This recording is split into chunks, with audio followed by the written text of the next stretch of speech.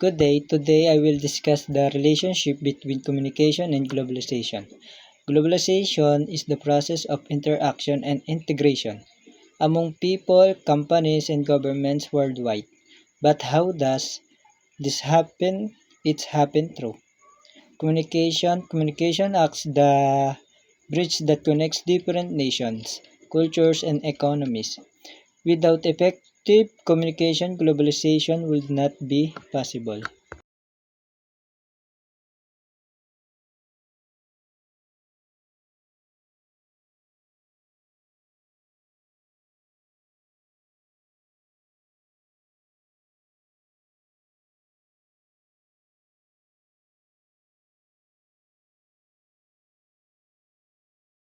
Drivers of globalization. Let's look at the driver of globalization.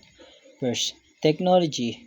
The internet, mobile phones, and social media allow us to talk anyone, anywhere, anything, and information travels in seconds. Second, economy. Businesses now operate globally. A company in the Philippines can easily trade with partners in the US or Europe. That requires clear communication to succeed. Third, media and migration. We watch the same movies, follow the same news, and people move to different countries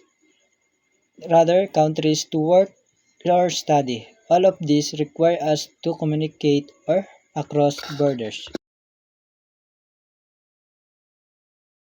Intercultural awareness and competence. Because the world is connected, we need intercultural awareness.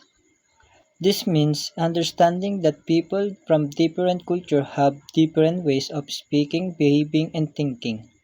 And we need intercultural communication competence, the skill to interact with others respectfully and effectively. It's about being open-minded and adapting to avoid misunderstanding. Application to my field, relating this to my course. As an entrepreneur, I need to understand different markets and cultures.